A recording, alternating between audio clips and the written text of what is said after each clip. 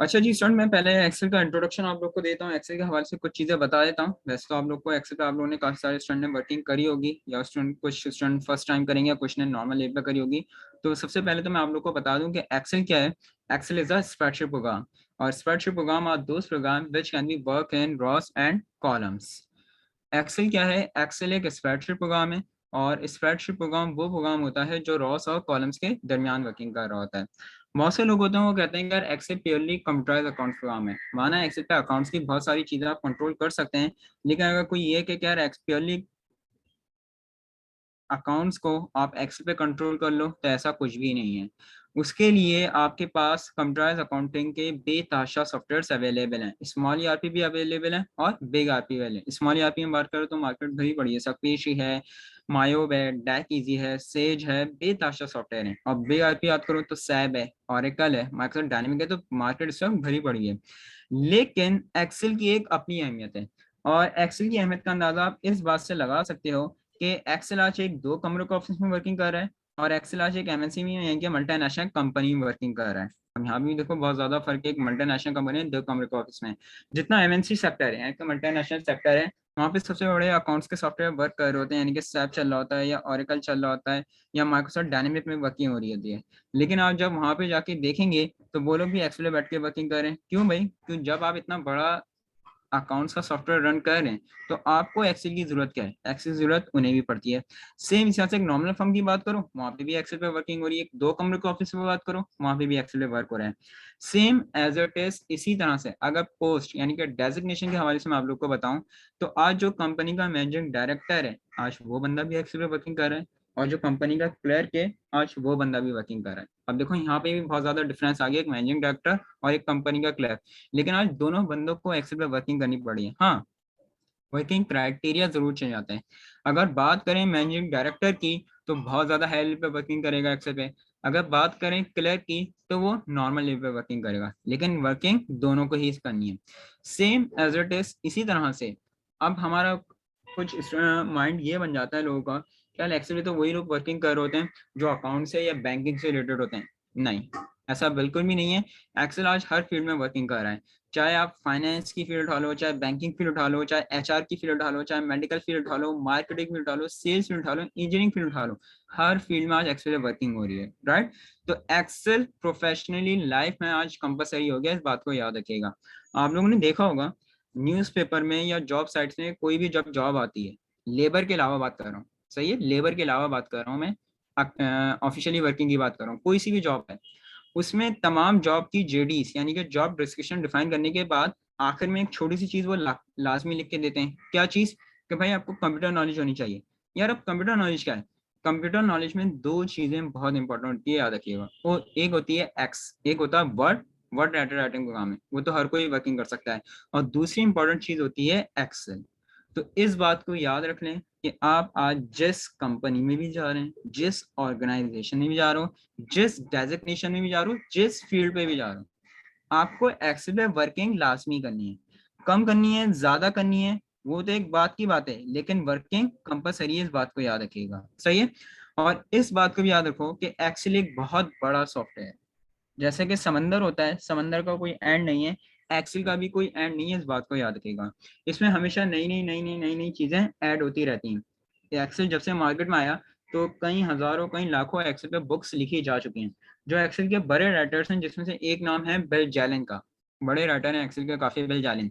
तो उनकी बुक्स में, वो उनकी बुक्स पढ़ने का कभी मौका मिले तो पढ़िएगा, कि वो अपनी बुक्स में ये लिखते हैं कि भाई हमें पूरा एक्सेल नहीं आता, यानी वो अपने बारे में कहते हैं कि मुझे पूरा एक्सेल नहीं आता, मुझे 95% एक्सेल आता है। तो जब इतने बड़े राइटर्स एक्सेल के ये बात कहते हैं कि हमें पूरा एक्सेल नहीं आता, हमें 95% एक्सेल आता है, तो दुनिया का कोई ऐसा बंदा नहीं है जो ये कहे यार मैंने पूरा एक्सेल करा हुआ है। पूरा एक्सेल कोई नहीं कर सकता, इस बात को याद रखिएगा, क्योंकि एक्सेल एक बहुत बड़ा सॉफ्टवेयर है। सही है? आप लोगों में से काफी सारे स्टूडेंट्स हमारे क्लास में ऐड हैं, तो काफी सारे स्टूडेंट ने एक्सेल पे वर्किंग करी होगी, कहीं ने बहुत ज्यादा करी होगी, कहीं ने बिल्कुल नहीं करी होगी, कहीं ने नॉर्मल लेवल पे वर्किंग करी होगी। सही है? यहाँ पे जो आपका एक्सेल में करवाऊंगा, वो मैंने मुख्तलिफ टॉपिक्स मुख्तलिफ चैप्टर से डिवाइड करा है।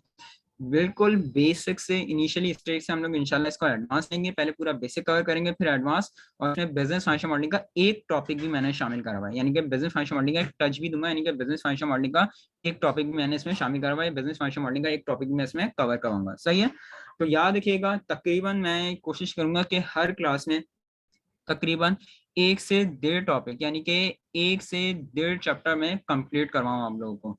तो तकरीबन ऑलमोस्ट आपके पास जो ये टॉपिक बनेंगे, तकरीबन जो क्लासेस बनेंगी आपके पास, मेरे पास जो टॉपिक हैं, चैप्टर हैं, इसमें 6 से 7 टॉपिक ऑलमोस्ट। तो इंशाल्लाह कोशिश यही है कि 3 से 4 तकरीबन क्लासेस में आपका मैं एक्सेल को वाइंड अप करूँ। हर क्लास में कोशिश है कि तकरीबन 1 से 1.5 या 1.5 चैप्टर तो लाजमी हर क्लास में वाइंड अप करूँ। तो ऑलमोस्ट आपके पास 4 एक्सेल क्लासेस बनेंगी कि 4 एक्सेल का हमारे पास टारगेट है, 4 क्लासेस का, जिसमें हम लोग 4 संडे में इंशाल्लाह एक्सेल को वाइंड अप करेंगे। सही है जी, क्लियर हो गया? अच्छा, बिल्कुल। तो मैं अभी आखिर में बिल्कुल टेक्स्ट कर देता हूँ, यहाँ पे लिख के भी बता दूंगा, मैं आखिर में मैं बिल्कुल शो कर दूंगा। सही है तौकीर? अच्छा जी, तो एक्सेल का इंट्रोडक्शन मैंने आप लोग को दे दिया कि एक्सेल क्या है। एक्सेल एक स्प्रेडशीट प्रोग्राम है, और स्प्रेडशीट प्रोग्राम वो प्रोग्राम होता है जो रॉस और कॉलम्स के दरमियान वर्किंग कर रहा होता है। एक्सेल का जो इस्तेमाल किया जाता है, याद रखिएगा, डिफरेंट किस्म की कैलकुलेशंस के लिए, डेटा बनाएंगे, चार्ट्स ग्राफिंग के लिए, फिल्ट्रेशन के लिए, बेतहाशा चीज़ों के लिए एक्सेल का इस्तेमाल किया जाता है। हम लोग एक्सेल की इस वक्त लेटेस्ट वर्जन पे वर्किंग कर रहे हैं। जब आप एक्सेल को ओपन करते हो तो गौर से देखना, सामने शीट 1, शीट 2, शीट 3, ये 3 शीट्स आ रही होती हैं। 2 या 2 से ज्यादा शीट्स मिला के पूरी एक वर्कबुक कहलाती है। द बंच ऑफ 2 और more sheets is known as workbook. अगर इसमें और भी शीट ऐड करना चाहो तो देखो जो प्लस का साइन आ रहा है, इस पे क्लिक करके और भी शीट ऐड करी जा सकती हैं। और शीट ऐड करने की शॉर्टकट की क्या होती है, याद रखिएगा, shift F11। Shift F11 Excel में एक नई शीट ऐड करने के लिए शॉर्टकट की है, इस बात को याद रखिएगा, राइट? अच्छा जी, अभी सिर्फ शीट 1 आपके पास ओपन हुई है। ये जो ABCD लिखा हुआ आ रहा है, ये क्या है? ये कॉलम्स हैं। एक्सेल की जो सिर्फ शीट 1 ओपन हुई है, एक्सेल की सिर्फ और सिर्फ एक शीट में टोटल कितने कॉलम्स होते हैं, याद रखिएगा, 16,384। ये एक्सेल के सिर्फ और सिर्फ एक शीट के कॉलम्स की तादाद है। या ऐसा नहीं है कि मैं आगे जाऊंगा तो ये जेड पे आके कंप्लीट हो जाएगा, नहीं। ये देखो, फिर ये स्टार्ट होता है आपके पास AA, AB, AC, और लास्ट कॉलम जो आप लोग के पास आ रहा है वो आ रहा है XFD। अभी मैं आगे जाके आप लोगों को प्रूफ भी दे दूंगा कि ये कॉलम नंबर 16,384 है, राइट? ये जो आपके पास 1 2 3 4 लिखा हुआ आ रहा है, ये क्या है? ये रॉस हैं। एक्सेल की सिर्फ और सिर्फ एक शीट में टोटल कितनी रॉस होती हैं?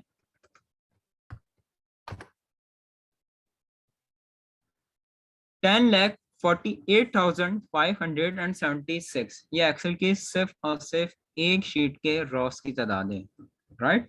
शो भी कर देता हूं मैं आप लोग को, ये देख लो। ये एक्सेल की सिर्फ और सिर्फ एक शीट के रॉस की तादाद है, 10,48,576। ये जो बॉक्सेस नजर आ रहे हैं, ये क्या कहलाते हैं? ये सेल्स कहलाते हैं। जो बॉक्सेस नजर आ रहे हैं, ये क्या कहलाते हैं? सेल्स कहलाते हैं। एक्सेल की सिर्फ और सिर्फ एक शीट में टोटल कितने सेल्स होते हैं, याद रखिएगा,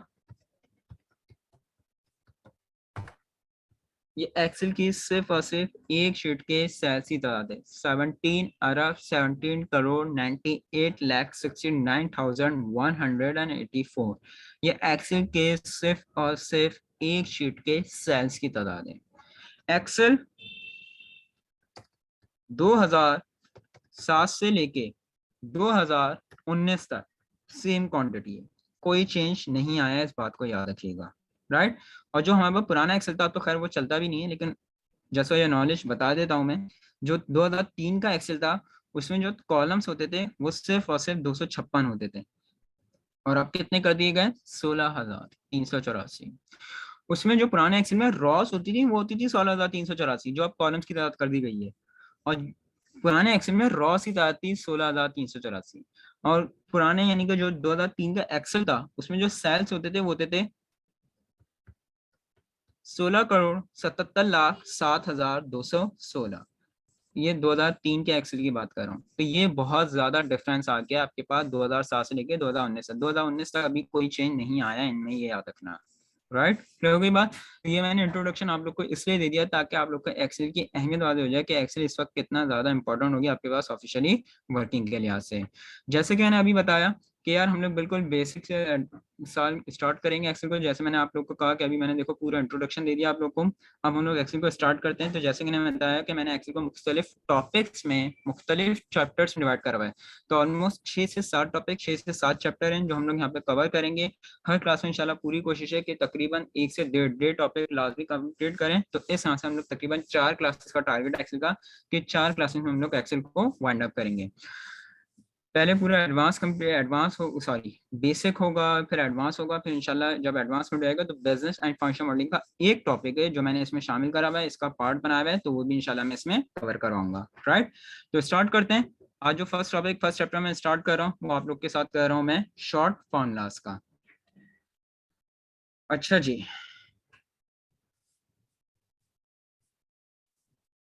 थोड़ा सा जूम कर देता हूँ ताकि आसानी हो जाए तुम लोग के लिए।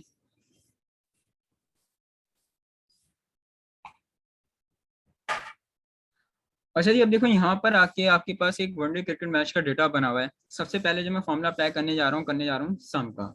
याद रखिएगा एक्सेल में कोई भी फॉर्मूला लगाने से पहले सबसे पहले equals to, then formula name, bracket start, उसके बाद आप रेंज लेंगे, देन ब्रैकेट क्लोज, एंटर। एक मरतबा आंसर आ गया काफी है, बार बार सबके लिए फॉर्मूला अप्लाई करने की जरूरत नहीं है। क्लिक करो, ये डॉट आ रहा है, कर्सर को यहाँ लेके जाओ, उसको नीचे तक ड्रैग कर लो, वो खुद ब खुद हर किसी का सम करके लेकर आ जाएगा। एक्सेल में याद रखिएगा सम का फॉर्मूला किस लिए इस्तेमाल किया जाता है? वैल्यूज को ऐड करने के लिए, जमा करने के लिए आप एक्सेल में सम के फॉर्मूले को यूज करते हैं। फॉर्मूला क्या है? Equals to sum bracket start B4 से D4। ये B4 क्या है? यानी बी कॉलम उसकी फोर्थ रो से लेके आपने डी कॉलम उसकी फोर्थ रो तक ले लीजिए। हमेशा याद रखिएगा फर्स्ट रेंज शो करता है और लास्ट रेंज शो करेगा, कभी भी मिड रेंज शो नहीं करता। तो एक्सेल में सम का फॉर्मूला वैल्यूज को ऐड करने के लिए, जमा करने के लिए आप इस्तेमाल करते हैं। नेक्स्ट आपके पास average equals to average bracket start, range लोगे आप, bracket close, then enter. Excel में एवरेज का फॉर्मूला याद रखिएगा किस लिए इस्तेमाल किया जाता है? औसत परसेंटेज मालूम करने के लिए आप एवरेज के फॉर्मूले का इस्तेमाल करते हैं। अब आप देखना चाह रहे थे कि यार ये प्लेयर इन 3 मैचों में किस औसत किस एवरेज से खेला है, तो वो कौन बताएगा आपको? एवरेज का फॉर्मूला। तो एवरेज याद रखिएगा औसत परसेंटेज मालूम करने के लिए इस्तेमाल किया जाता है। सिंपल सा फॉर्मूला है, equal to average, bracket start, range लोगे आप, bracket close, then enter. Next formula है आपके पास maximum.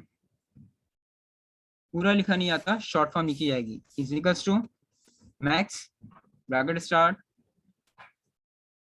Range, bracket close, then enter. Equals to max bracket start, range लो क्या, bracket close, then enter. Excel में maximum का formula कब इस्तेमाल किया जाता है? जब आपको ये मालूम करना हो कि आपके डेटा में सबसे बड़ी वैल्यू कौन सी है। तो सबसे बड़ी वैल्यू मालूम करने के लिए आप मैक्सिमम के फॉर्मूले का इस्तेमाल करते हैं। अब देख लो यहाँ पर आके आपके पास जाहिद की सबसे बड़ी वैल्यू कौन सी थी? 88। तो देख लो वही शो कर रहा है। उमैर की सबसे बड़ी वैल्यू कौन सी है? 99। तो देख लो वही शो कर रहा है। तो एक्सेल में मैक्सिमम फॉर्मूला याद रखिएगा, अगर आपको सबसे बड़ी वैल्यू मालूम करनी है तो सबसे बड़ी वैल्यू मालूम करने के लिए आप मैक्सिमम के फॉर्मूले का इस्तेमाल करते हैं। नेक्स्ट है आपके पास मिनिमम। ये भी पूरा लिखा नहीं आता, शॉर्ट फॉर्म लिखी जाएगी। Equals to min bracket start, range लो गया, bracket close, then enter. Excel में मिनिमम का फॉर्मूला कब इस्तेमाल होता है? जब आपको ये मालूम करना हो कि आपके डेटा में सबसे छोटी वैल्यू कौन सी है। तो सबसे छोटी वैल्यू मालूम करने के लिए आप मिनिमम के फॉर्मूले का इस्तेमाल करते हैं। अब देख लो यहाँ पे आसिफ की सबसे छोटी वैल्यू कौन सी थी? 20। तो देख लो वही शो कर रहा है। उमर की कौन सी है? 77। तो देख लो वही शो कर रहा है। तो मिनिमम का फॉर्मूला याद रखिएगा किससे इस्तेमाल किया था? जब आपको सबसे छोटी वैल्यू मालूम करनी हो। तो ये बिल्कुल बेसिक 4 बुनियादी फॉर्मूलास हैं आपके पास एक्सेल के। क्लियर है यहाँ तक? जी स्टूडेंट्स, 4 फॉर्मूलास क्लियर हैं? आगे बढ़े, कंफर्म करो पहले मुझे। सही, गुड। नेक्स्ट आपके पास अब देखो यहाँ पे कुछ फिगर्स लिखे हैं आपके पास, यहाँ पे कुछ फिगर्स कुछ अमाउंट्स लिखे हैं। ये तो बहुत छोटा डेटा है, ऑफिशियली जब वर्किंग करते हो यही डेटा कई हजारों कई 100 फील्ड्स में आ सकता है। अच्छा, अब मैं अगर आपसे ये कहूँ कि यार मुझे ये बताओ कि इसमें सबसे बड़ी वैल्यू कौन सी है, तो कौन सा फॉर्मूला इस्तेमाल करोगे बताइए। अगर मुझे ये मालूम करना है कि इसमें मेरे पास सबसे बड़ी वैल्यू कौन सी है, तो कौन सा फॉर्मूला इस्तेमाल किया जाएगा बताइए। वेरी गुड, बिल्कुल सही है। कौन सा फॉर्मूला इस्तेमाल करेंगे आप, मैक्सिमम का। लेकिन अब मैं अपने सवाल को चेंज करता हूँ। अब मैं कहता हूँ कि यार सबसे बड़ी वैल्यू नहीं, एक काम करो कि इसमें जो दूसरे नंबर की बड़ी वैल्यू है वो मालूम करके बताओ। अब क्या करें, चलो ऐसे तो नजर आ रहा है तो छोटा डेटा है, लेकिन यही डेटा अगर मैं कहीं 1000 फील्ड में ले जाऊं, 1000 तो बहुत दूर ज्यादा, अगर कहीं 100 फील्ड में ले जाऊं, अगर मैं ये कहूँ सबसे बड़ी सेल नहीं देखनी, जो दूसरे नंबर पे बड़ी सेल है वो मालूम करके बताओ, अब क्या करोगे। तो equals to large, bracket start, range लोगे, कॉमा, सेकंड लार्जेस्ट वैल्यू मालूम करनी है तो 2, ब्रैकेट क्लोज, एंटर। अगर मैक्स लगाता तो आंसर क्या आता, 9000। लेकिन सेकंड लार्जेस्ट कौन सी थी आपके पास, 8500। अगर 2 हटा के मैं यहाँ पे कर दूं 3, तो थर्ड लार्जेस्ट वैल्यू शो करेगा। डिपेंड करता है जो आपकी रिक्वायरमेंट है, वो अमाउंट क्वांटिटी आप लिखेंगे उसके मुताबिक वो वैल्यू आपको लाकर बताएगा, राइट। सेम इसी तरह से अगर मैं आपसे ये कहूँ कि आप मुझे सबसे छोटी वैल्यू मालूम करनी है, तो जल्दी से बताओ कौन सा फॉर्मूला इस्तेमाल करेंगे सबसे छोटी वैल्यू मालूम करने के लिए।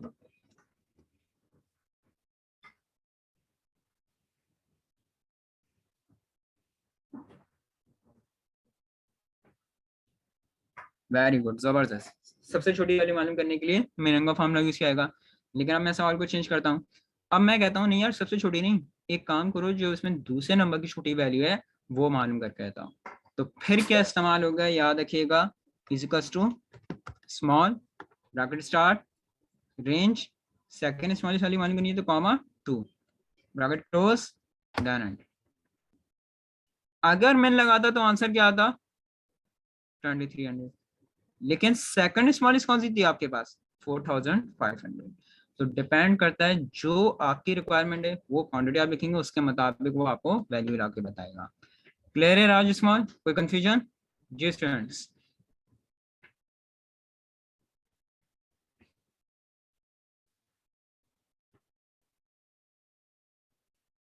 गुड। नेक्स्ट आपके पास काउंट फंक्शंस, नेक्स्ट आपके पास काउंट फंक्शंस। अच्छा जी, नेक्स्ट आपके पास काउंट फंक्शंस। अब अगर मैं कहूँ ये जो सेल बना आ रही है इनको गिन के बताओ, तो गिनने के लिए याद रखिएगा, एक मिनट रुकिएगा स्टूडेंट।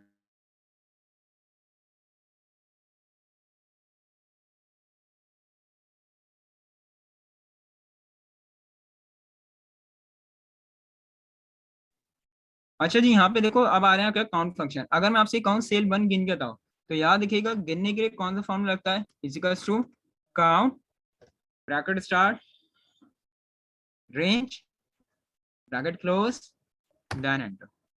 तीन आंसर आ रहा है, क्यों, वैल्यू तो 5 है मेरे पास। बता सकते हैं स्टूडेंट, तीन आंसर क्यों दे रहा है यार, वैल्यू तो 5 है।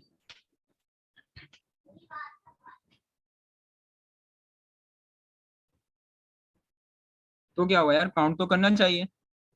देखें ये सिंपल काउंट का फंक्शन है, हमेशा याद रखिएगा सिंपल काउंट का फंक्शन क्या करता है, सिर्फ न्यूमेरिक वैल्यू को काउंट करता है, अल्फाबेटिक वैल्यूज को काउंट नहीं करता। तो देख लो तीन न्यूमेरिक वैल्यूज थी तो तीन ही आंसर लेकर आ रहा है, दो अल्फाबेटिक है तो उसको काउंट नहीं करेगा। तो हमेशा देखिएगा काउंट क्या करता है, सिर्फ न्यूमेरिक वैल्यूज को काउंट करेगा, अल्फाबेटिक वैल्यूज को काउंट नहीं करता। फिर आपके पास equals to count A, bracket start, range, bracket close, then enter. Count A क्या करेगा, चाहे न्यूमेरिक हो चाहे अल्फाबेटिक हो, ये सबको ही काउंट कर लेता है। इसमें ही देखो तीन न्यूमेरिक हैं और दो अल्फाबेटिक हैं, ये सबको काउंट करके लिखा है। Count A stand for count all, तो तीन न्यूमेरिक हैं और दो अल्फाबेटिक हैं तो ये सबको काउंट करके लेकर आएगा, राइट। फिर आपके पास count blank, bracket start, range, bracket close, then enter. Count blank क्या करेगा, आपके डेटा में जितने ब्लैंक सेल्स हैं, जितने खाली सेल्स हैं, अगर उनको गिनना है तो इसके लिए काउंट ब्लैंक का फॉर्मूला समझ गया है। तो देखो 2 ब्लैंक सेल्स थे तो 2 ही आंसर लेकर आ रहा है, राइट, क्लियर है। एक मरतबा कॉन्सेप्ट फिर से दे देता हूँ मैं तीनों का। काउंट क्या करता है, सिर्फ न्यूमेरिक वैल्यू से काउंट करेगा, अल्फाबेटिक वैल्यू से काउंट नहीं करेगा। काउंट ये क्या करेगा, चाहे न्यूमेरिक हो चाहे अल्फाबेटिक हो, ये सबको काउंट कर लेता है। अब काउंट ब्लैंक क्या करेगा, आपके डेटा में जितने ब्लैंक सेल्स हैं, खाली सेल्स हैं, अगर उनको गिनना है तो उसके लिए काउंट ब्लैंक का फॉर्मूला समझ जाएगा। आगे बस समझ में क्लियर है तमाम स्टूडेंट्स को कॉन्सेप्ट काउंट फंक्शंस के?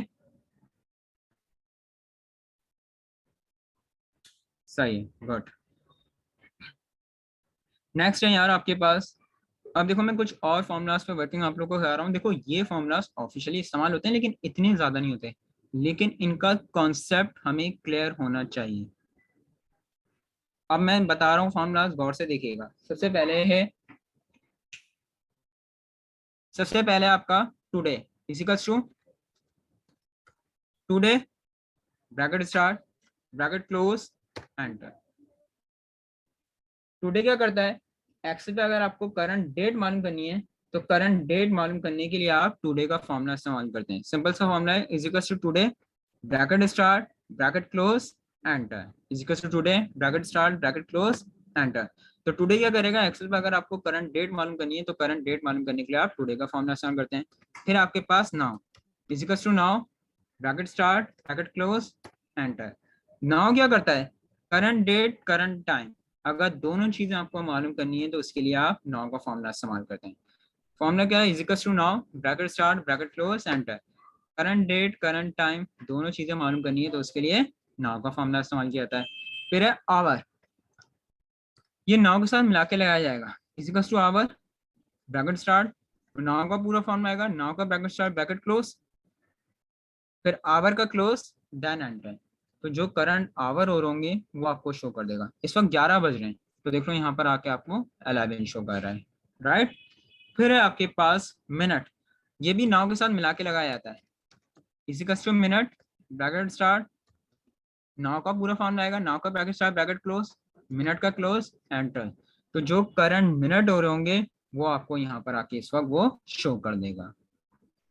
फिर है आपके पास row, equals to row, bracket start, bracket close, enter.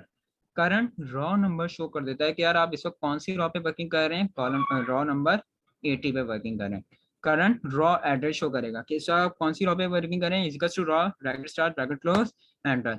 तो रॉ नंबर 80 पे वर्किंग कर रहे हैं। फिर है आपके पास column,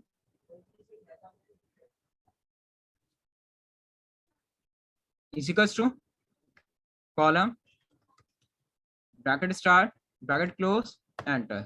current column number show कर देता है कि इस वक्त आप कौन से कॉलम पे वर्किंग कर रहे हैं, बी कॉलम यानी कि सेकंड कॉलम पे वर्किंग कर रहे हैं, राइट। लेकिन ये फॉर्मूला यहाँ पे ज्यादा बेहतर नहीं लग रहा। अगर मैं तुम लोग से ये पूछूं कि यार मुझे ये बताओ ये कौन सा कॉलम है, तो तुम लोग मुझे आराम से बता दोगे कि सर ये आप चौथे कॉलम पे खड़े हैं, बिल्कुल सही है। लेकिन अगर मैं तुम्हें ये पूछूं कि यार मुझे ये बता दो कि भाई ये कौन सा कॉलम है, तो यहाँ पर आके आप लोग फंस जाएंगे। ये कोई भी नहीं बता सकता मुझे कि इस वक्त मैं कौन से कॉलम पे खड़ा हूँ। इस वक्त इनफैक्ट ये मुझे भी नहीं पता इस वक्त कि मैं ये सी एफ कॉलम में कौन सा है। तो मुझे कौन बताएगा, ये बताएगा मुझे कॉलम का formula, equals to column, bracket start, bracket close, enter. ये देखो अब हमारा पता चल जाता है कि ये आसानी हो गई कि मैं आराम से मालूम कर सकता हूँ कि मैं इस वक्त कौन से कॉलम नंबर पे खड़ा हुआ हूँ, राइट। और वो जो मैंने कहा था कि मैं प्रूफ दे दूंगा कि एक्सेल की एक शीट में 16,384 कॉलम है, equals to column, bracket start, bracket close, enter. तो आराम से बता रहा है कि 16,384 कॉलम पे आप इस वक्त खड़े हैं, राइट। तो ये प्रूफ भी हो गया कि एक्सेल की एक शीट में 16,384 कॉलम है। फिर आपके पास cell, equals to cell, bracket start, inverted commas में address, bracket close enter. Current cell address show कर देता है क्या इस वक्त बी कॉलम और उसकी 82 रॉ पे वर्किंग कर रहे हैं। करंट सेल एड्रेस शो करेगा कि इस वक्त बी कॉलम और उसकी 82 रॉ पे वर्किंग कर रहे हैं।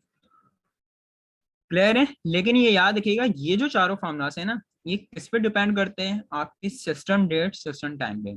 जो आपका सिस्टम डेट सिस्टम टाइम होगा वही आंसर यहाँ पे लेकर आएगा। अगर आपका सिस्टम डेट सिस्टम टाइम गलत है तो यहाँ पे भी गलत आंसर शो कर रहा होगा। क्लियर है तमाम फॉर्मूलास? जी स्टूडेंट्स।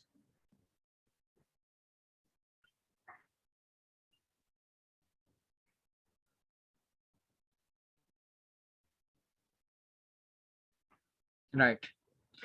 अच्छा जी आगे बढ़ते हैं। नेक्स्ट आपके पास कॉनकैटिनेट। कॉनकैटिनेट का फॉर्मूला है, याद रखिएगा मेरे दोस्त, किस लिए इस्तेमाल किया जाता है?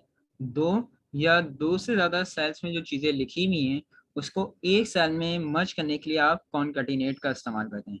अब लाजमी आते हैं यार, इस बंदे का पूरा नाम उवैस खान और कामरान नवाज है, लेकिन मसला क्या है, अलग अलग सेल अलग अलग कॉलम में लिखा हुआ है और मुझे एक सेल एक कॉलम में इसको मर्ज करना है। तो दो या दो से ज्यादा सेल्स में जो चीजें लिखी हुई है उसको एक सेल में लाने के लिए आप कॉनकैटिनेट का फॉर्मूला इस्तेमाल करते हैं। फॉर्मूला क्या है गौर से देखिएगा, equals to concatenate bracket start. First name select करा आपने, comma, then last name, bracket close, enter. ये देख लीजिए आ तो गया। बिल्कुल बिल्कुल ये सब कर सकते हो, लेकिन मैं फॉर्मूला बेस्ड वर्किंग बता रहा हूँ मेरे दोस्त। बिल्कुल आ तो गया। आप देखो यहाँ पे, लेकिन एक मसला आ रहा है। अब मसला क्या आ रहा है? स्पेस नहीं आ रहा। अब स्पेस कैसे आएगी और से देखिएगा, इसका to concatenate bracket start. First name select करा आपने, comma, inverted commas, space, inverted commas close, comma, then last name, bracket close, enter. ये देख लीजिए। क्लियर? आ गई है समझ में? अब जब ये फॉर्मूला मैं समझाता हूँ तो स्टूडेंट कहते हैं सर हम इतना बड़ा फॉर्मूला अप्लाई करें, इससे बेहतर ये नहीं है कि हम खुद ही लिख लें यहाँ पर। तो देखें यहाँ पे अभी आप लोग सीख रहे हैं, तो यहाँ पे 2 3 5 6 का डेटा आ रहा है। ऑफिशियली 2 3 5 6 का डेटा नहीं आता। ऑफिशियली जो आपके पास डेटा आता है वो कहीं कहीं 100 फीट्स का आता है, कहीं कहीं 1000 फीट्स का ही कभी कभार आ जाता है। तो अगर कहीं 100 फीट्स का डेटा आ रहा है या कहीं 1000 फीट का डेटा आ रहा है, तो मेरे दोस्त आप लोग वहाँ पे लिखोगे तो नहीं, टाइपिंग तो नहीं करोगे, लाजमी तो वहाँ पे फॉर्मूला बेस्ड वर्किंग करनी पड़ेगी। तो फॉर्मूला बेस्ड वर्किंग करनी है तो वहां पर आके फिर कॉनकैटिनेट का इस्तेमाल होगा। तो याद रखिएगा कॉनकैटिनेट का इस्तेमाल किस लिए किया जाता है? दो या दो से ज्यादा सेल्स में जो चीजें लिखी हुई हैं उसको एक सेल में मर्ज करने के लिए आप कॉनकैटिनेट का इस्तेमाल करेंगे। राइट। नेक्स्ट आपके पास रैंक।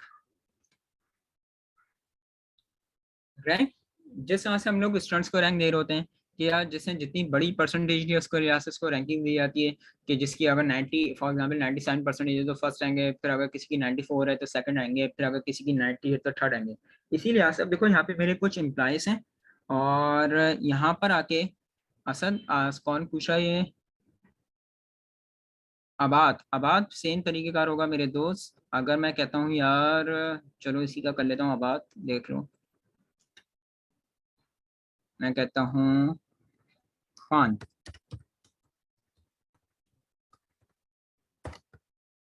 इसी का stroke concatenate bracket start, first name select करा, कॉमा, इनवर्ट कॉमा, स्पेस, फिर सेकंड नेम और उसके बाद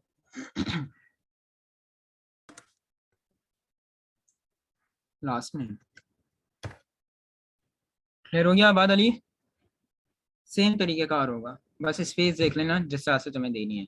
सही है? राइट।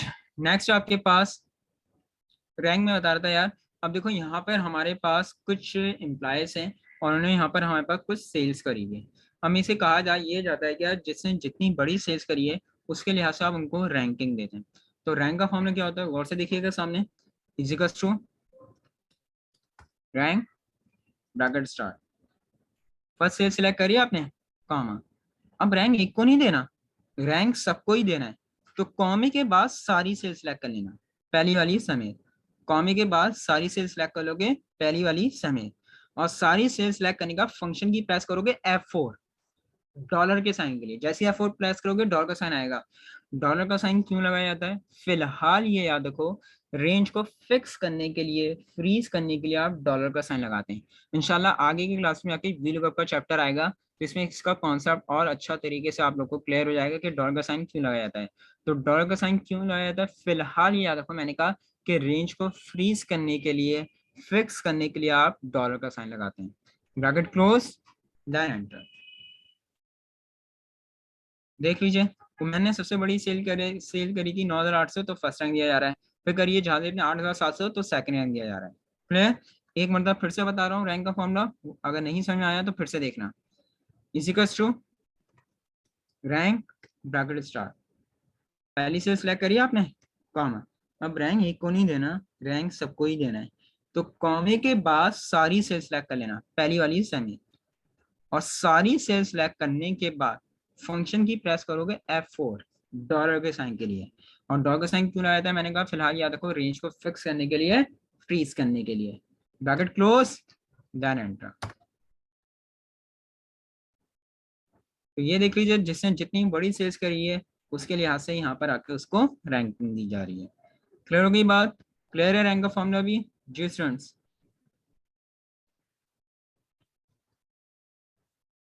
सही है, गुड। नेक्स्ट आपके पास लोअर, अपर, प्रॉपर। अब वर्ड में, अगर माइक्रोसॉफ्ट वर्ड में आप लोगों ने वर्किंग करी है तो आप लोग को पता होगा। देखो यहाँ पे कुछ नाम थे, ये मैंने लिख दिए कैपिटल अल्फाबेट में। जी मोहसिन, जो भी सवाल है कर सकते हो मेरे दो, चैट कर लो मेरे से। अब यहाँ पे कुछ नाम थे, ये मैंने लिख दिए कैपिटल अल्फाबेट में, और मुझे लिखना था स्मॉल में। अगर आप लोग ने माइक्रोसॉफ्ट वर्ड पे वर्किंग करी है तो आप लोगों को पता होगा, तो उसमें तो सेंटेंस केस दिया हुआ होता है कि अगर उसमें गलती हो जाए तो उसको सेलेक्ट करके चेंज किया जा सकता है। लेकिन एक्सेल में हमारे पास सेंटेंस केस नहीं होता। अब इसमें अगर गलती हो जाए तो इसमें क्या किया जाए, लिखना मुझे स्मॉल में था और कैपिटल में लिख दिया है, तो इसमें क्या करेंगे, गौर से देखो। Equals to lower bracket start, select the text, bracket close, then enter. तो जो टेक्स्ट आपने कैपिटल में लिख दिया था उसी को क्या करेगा, वो स्मॉल में कन्वर्ट कर देगा, राइट। और अगर मुझे लिखना था कैपिटल में और मैंने स्मॉल में लिख दिया है, तो फिर क्या करोगे, equals to upper bracket start, select the text, bracket close, then enter. Drag कर लोगे।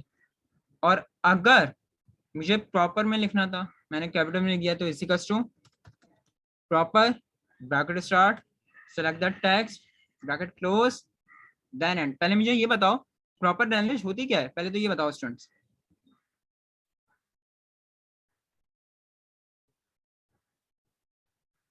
मोहसिन, वो मेरे दोस्त सॉर्टिंग होता है, सॉर्टिंग इंशाल्लाह आगे जाके बताऊंगा, कमांड है वो आगे जाके बताऊंगा मोहसिन। सही है, वेरी गुड। फर्स्ट कैपिटल होते हैं, बाकी सारे स्मॉल होते हैं। तो equals to proper bracket start, select the text, bracket close, enter. ये देख लो, तो उसी टेक्स्ट को क्या करेगा, वो प्रॉपर लैंग्वेज में कन्वर्ट कर देगा। तो लोअर क्या करता है, लोअर केस में, अपर अपर केस में करेगा, और प्रॉपर फर्स्ट कैपिटल और बाकी सारे स्मॉल करेगा, राइट। और इस चैप्टर का लास्ट फॉर्मूला है आप लोग के पास रोमन। रोमन लैंग्वेज हम सबको ही आती है। अगर मैं आप लोगों से ये पूछूं यार मुझे जल्दी से बताओ 5 को रोमन में कैसे लिखा जाता है, बताइए। सबको पता होगा 5 को रोमन में कैसे लिखते हैं, वी। Very good. अच्छा, मैं काउंट 10 को कैसे लिखते हैं,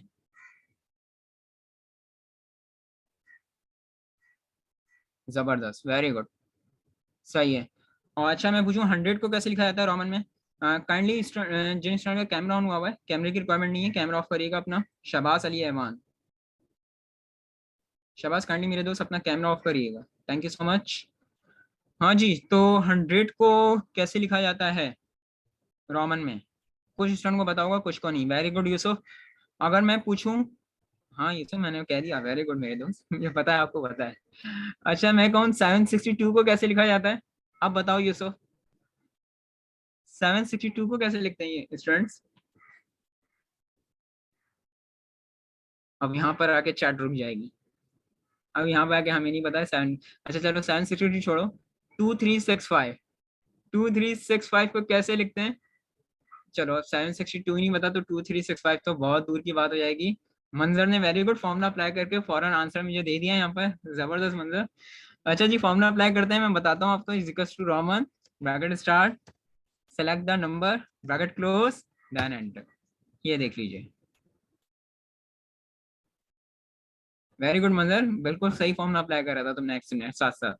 तो ये देख लीजिए, इस तरह से आप अपने नंबर को आराम से रोमन लैंग्वेज में कन्वर्ट कर सकते हैं, राइट। अच्छा जी, लेकिन मंजर तुम्हारा कमाल नहीं है इसमें, इसमें फॉर्मूले का कमाल है। तुमने फॉर्मूला अप्लाई करा था मेरे दोस्त। अच्छा जी, हाँ मैं वही बता रहा हूँ इस बार, बिल्कुल वही बता रहा हूँ। अब मैं करता हूँ यहाँ पे एक चीज, देखिएगा यहाँ पे मेरे दोस्तों, 3999 आंसर आ गया, सही है। लेकिन अगर मैं करूं 4000 एरर, ये देख लीजिए जुबैर, क्या मतलब हुआ कि रोमन लैंग्वेज की जो लिमिट दी हुई है एक्सेल में, वो सिर्फ और सिर्फ 3999 तक दी हुई है, यानी 3999 तक एक्सेल में तो कन्वर्ट करेगा। लेकिन ऐसा तो नहीं है ना कि यार 3999 तक रोमन लैंग्वेज ही खत्म हो गई है, नहीं, रोमन लैंग्वेज तो है। लेकिन एक्सेल में जो इस फॉर्मूले की लिमिट है वो सिर्फ और सिर्फ 3999 तक है। एक्सेल में इससे ज्यादा कन्वर्ट नहीं कर सकता जुबैर, ये याद रखना, सही है स्टूडेंट। तो ये इस बात को याद रखो, रोमन लैंग्वेज का फॉर्मूला जरूर अप्लाई करो, लेकिन इसकी लिमिटेशन भी याद रखना कि एक्सेल में जो इसकी लिमिटेशन है वो सिर्फ 3999 तक है। एक्सेल में इससे ज्यादा कन्वर्ट नहीं करेगा ये, राइट। क्लियर है यहाँ तक तमाम स्टूडेंट्स को? जी स्टूडेंट्स, सही है, गुड। तो यहाँ पर आके हमारा first topic, first chapter complete हुआ शॉर्ट फॉर्मूलाज का। अब हम लोग स्टार्ट करने जा रहे हैं अपना नेक्स्ट टॉपिक, नेक्स्ट चैप्टर, और वो है आप लोग के पास इफ कंडीशंस का। जस्ट अ मिनट, मैं शीट शेयर करूँ आप लोग के साथ।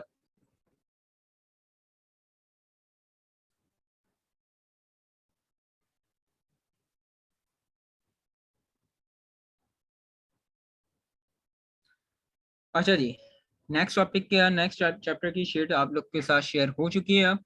और वो है आप लोग के पास next topic, next chapter, if conditions. If क्या होता है, पहली बात तो ये समझो, इफ एक लॉजिकल कंडीशन होती है जो हम अपनी मर्जी से लगा रहे होते हैं। इफ एक लॉजिकल कंडीशन होती है जो अपनी मर्जी से लगा रहे होते हैं, सही है। फॉर्मूलाज की शॉर्टकट कीज नहीं होती, याद रखना शाबाश, सिर्फ और सिर्फ सम की होती है मेरे दोस्त।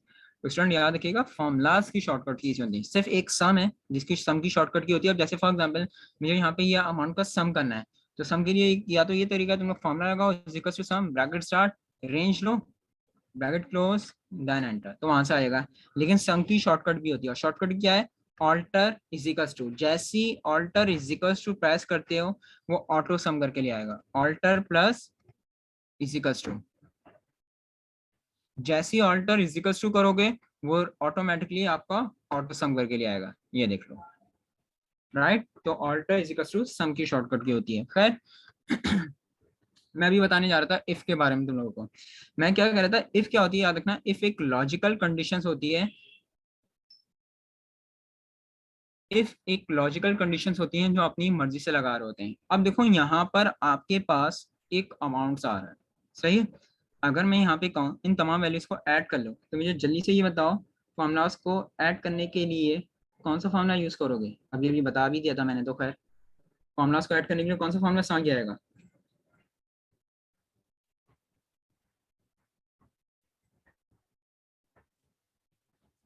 ऑल्टर इज इक्वल टू, यानी कि सम का फॉर्मूला, आसान अल्फाज में सम का फॉर्मूला यूज करोगे, वेरी गुड, बिल्कुल सही है। लेकिन अब मैं कहता हूँ कि यार तमाम वैल्यूज को नहीं, एक काम करो, फॉर एग्जांपल इसमें जो वैल्यूज आपके पास 10,000 से बड़ी हैं, सिर्फ उसको ऐड करना है। तो अब मैंने यहाँ पे क्या करा, आप लोग को कंडीशन दे दी कि सबका नहीं, जो वैल्यूज इसमें सिर्फ और सिर्फ 10,000 से बड़ी हैं सिर्फ उसको ऐड करना है। तो जहां कंडीशन आ जाए वहां इफ का इस्तेमाल होगा। तो इफ तो इस्तेमाल होगा, लेकिन किसके साथ होगा? सम के साथ। तो फॉर्मूला क्या है, is equals to sum if, bracket start, range लोगे, comma, is equals to sum if, bracket start, range लिया आप लोग ने, कॉमा, इन्वर्टेड कॉमास। अब कंडीशन क्या थी, सम किसका करना था? ग्रेटर देन 10,000 का। Inverted commas close, bracket close, enter. 27,000 answer आ रहा है, सही आ रहा है गलत आ रहा है, बताइए स्टूडेंट। 27,000 आंसर दे रहा है, सही दे रहा है गलत दे रहा है?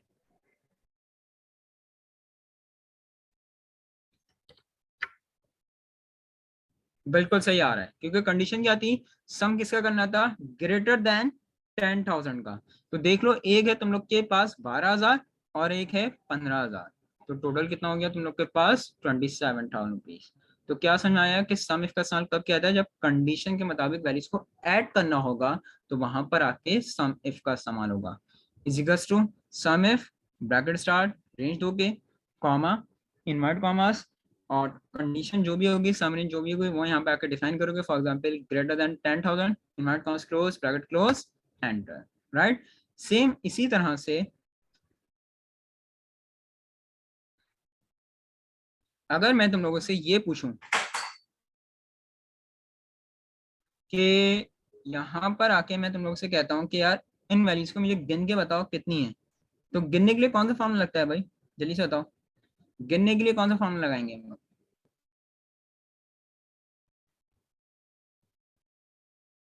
वेरी गुड, जबरदस्त, काउंट का फॉर्मूला यूज होगा। लेकिन अब मैं अपने सवाल को चेंज करता हूँ। अब मैं कहता हूँ यार तमाम वैल्यूज को नहीं, एक काम करो, इसमें जो वैल्यूज फॉर एग्जांपल 5,000 से छोटी है ना, उनको गिन के बताओ। तो इफ तो इस्तेमाल होगा, लेकिन किसके साथ होगा, काउंट के साथ होगा। यानी कि फॉर्मूला क्या आएगा आपके पास, काउंट इफ का, equals to count if, bracket start. बिल्कुल शबाज, पॉसिबल है, लेकिन वो बेटा मेरे दोस्त नेस्टेड इफ होती है, वो इंशाल्लाह आगे जाके इंशाल्लाह समझाऊंगा मैं। Equals to sum if, bracket start, range दोगे, कॉमा, इनवर्टेड कॉमास, कंडीशन क्या थी, काउंट किसको करना था, लेस देन 5,000 को, invert commas close, bracket close, then enter. दो आंसर आ रहा है, देख के बताओ सही आ रहा है गलत आ रहा है?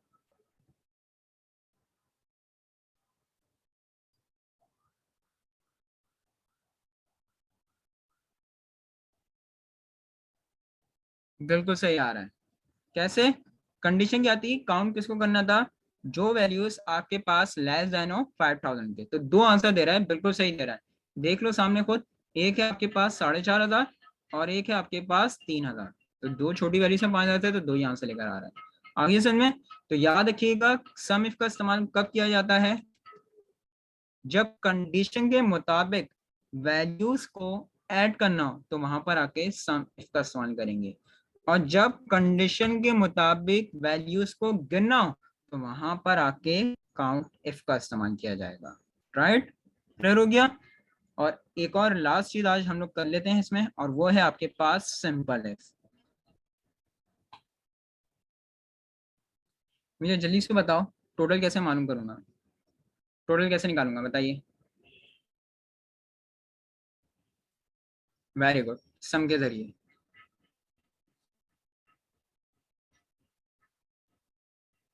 स्मॉलर और ग्रेटर, किस लिहाज से आबाद, कौन सा स्मॉलर कौन सा ग्रेटर, मेरे दोस्त मुझे ये तो डिफाइन करो पहले।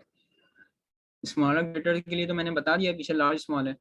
अच्छा जी, यहाँ पे सम का फॉर्मूला यूज होगा, is equal to sum, bracket start, range, bracket close, then enter.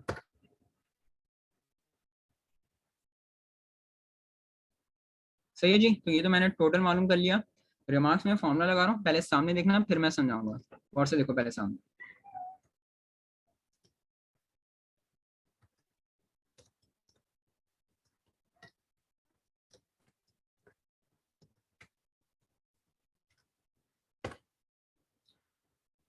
अच्छा जी, अब हम लोग कर रहे हैं सिंपल इफ।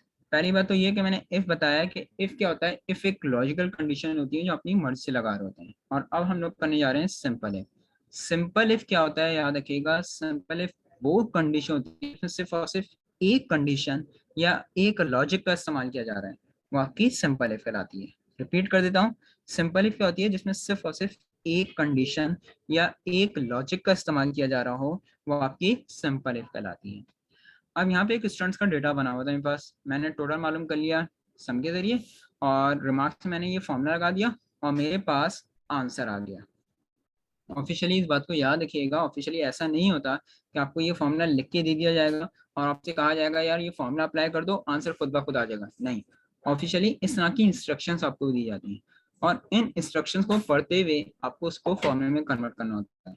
और याद रखना फॉर्मूले में वही बंदा कन्वर्ट कर सकता है जिसके एक्सेल के कॉन्सेप्ट क्लियर हो। तो सिंपल इफ का मैंने कॉन्सेप्ट क्या दिया आप लोग को कि सिंपल इफ क्या होती है, सिंपल इफ का इस्तेमाल कब किया जाता है। सिंपल इफ वो कंडीशन है जिसमें सिर्फ और सिर्फ एक कंडीशन या एक लॉजिक का इस्तेमाल किया जा रहा है, वो आपकी सिंपल इफ कहलाती है। राइट। अब देखो मैं इस इंस्ट्रक्शन को पढ़ता हुआ चलूंगा जैसे मैंने इसको फॉर्म में कन्वर्ट करा। Is equals to if bracket start, सबसे पहले क्या कह रहा था, इफ द स्टूडेंट टोटल। अच्छा एक बात याद रखिएगा स्टूडेंट, ये जो कोई भी फॉर्मूला जब आप एक्सेल में लगाते हैं, मैं सिर्फ इफ की बात नहीं कर रहा, कोई सा भी फॉर्मूला जब एक्सेल में लगाते हो तो नीचे एक बार आ जाता है। ये बार, ये इंटरव्यू वगैरह में जब जाओगे तो ये पूछा जाएगा कि भाई कोई भी फॉर्मूला जब एक्सेल में अप्लाई करते हैं तो नीचे ये जो बार आ जाता है, ये बार क्या कहलाता है, याद रखिएगा ये क्या कहलाता है, ये सिंटैक्स कहलाता है। मैं लिख भी देता हूँ,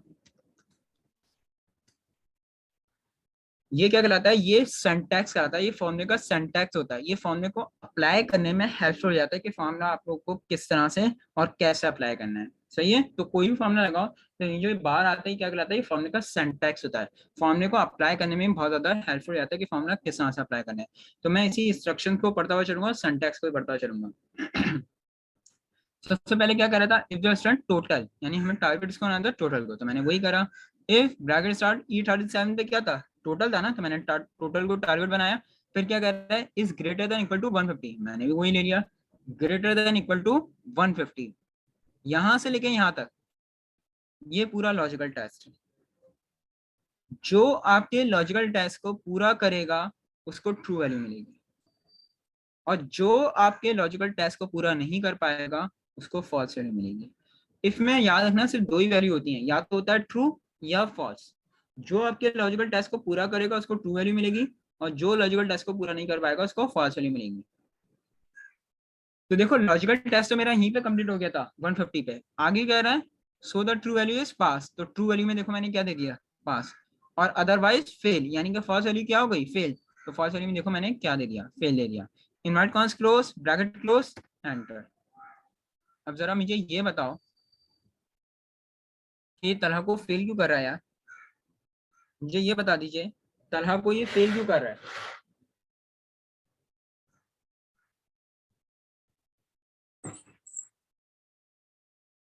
वेरी गुड, कंडीशन हमारी फुलफिल नहीं हो रही। कंडीशन क्या थी कि यार 150 हो या 150 से बड़ा हो तो पास देना है, वरना फॉल्स वाली दे देना, फेल।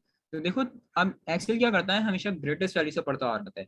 तो तलहा का जो क्राइटेरिया है, तलहा का जो डेटा है, तलहा का जो टोटल है, वो हमारे ट्रू वैल्यू पे पूरा ही नहीं उतार रहा, क्योंकि कंडीशन कहती है 150 या उससे बढ़, तो उसका तो क्या है 130 है। तो फॉल्स वैल्यू में क्या लाई कर रहा, फॉल्स वैल्यू क्या आती, फेल। बाकी रमीज और काशिफ को पास क्यों करा, क्योंकि ट्रू वैल्यू को फिल्टर उतार रहे हैं, उनका टोटल जो है वो 150 से बड़ा है, तो इसलिए वो उनको क्या दे रहा है, पास दे रहा है। आगे समय, तो हमेशा याद रखिएगा कि सिंपल इफ क्या होती है, सिंपल इफ वो कंडीशन होती है जिसमें सिर्फ और सिर्फ एक कंडीशन या एक लॉजिक का इस्तेमाल किया जाए, वो आपकी सिंपल इफ कहलाती है। अगर फॉर एग्जाम्पल ऑफिशियली मैं तुम लोग से एग्जाम्पल पूछूं इसकी, ये तो समझ में आ गई। अगर ऑफिशियली एग्जाम्पल दूं कि यहाँ पे मेरी कंपनी के मुख्तलिफ एम्प्लॉइज हैं फॉर एग्जाम्पल, और यहाँ पे 3 क्वार्टर की सेल आ रही है, Q1, Q2, Q3, और यहाँ पे उनकी टोटल सेल आ जाती है। और मेरे पास इंस्ट्रक्शन कुछ इस तरह की इंस्ट्रक्शन आती। देखें एक बात को याद रखिएगा स्टूडेंट, यहाँ पे अभी आप लोग पढ़ रहे हैं ना, तो एक ब्रेड डेटा पे जो मेरा डेटा है मैं आप उस पर वर्किंग करा रहा हूँ। ऑफिशियली जब जाओगे तो ऑफिशियली लाजमी है ये डेटा एक्सेल में तुम लोग के पास नहीं आएगा जिसमें मैं वर्किंग कर रहा हूँ। ऑफिशियली डेटा बिल्कुल अलग होगा, लेकिन कॉन्सेप्ट यही होंगे जो कॉन्सेप्ट मैं आपको दे रहा हूँ। तो एक्सेल में याद रखना हमेशा दो चीजें बहुत इंपॉर्टेंट होती है। पहली चीज होती है कॉन्सेप्ट, और दूसरी चीज होती है प्रैक्टिस। अगर इन दोनों चीजों को साथ लेके आप लोग चलोगे तो एक्सेल बहुत ईजी है। अगर इन दोनों में से कोई भी एक चीज मिस हो जाती है तो फिर एक्सेल सीखना मुश्किल हो जाएगा तुम लोग के लिए, बात याद रखिएगा। सही है।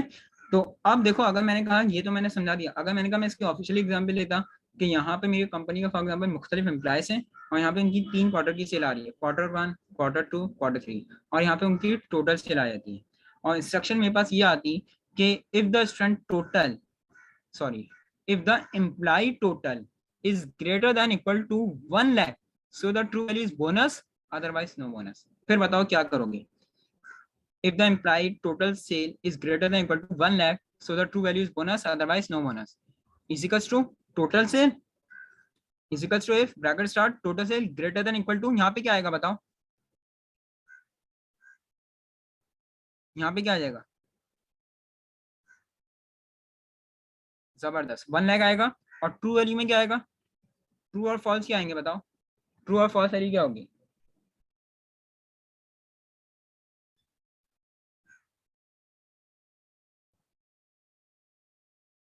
जबरदस्त। ट्रू वैल्यू हो जाएगी बोनस और फॉल्स वैल्यू क्या हो जाएगी, नो बोनस हो जाएगी।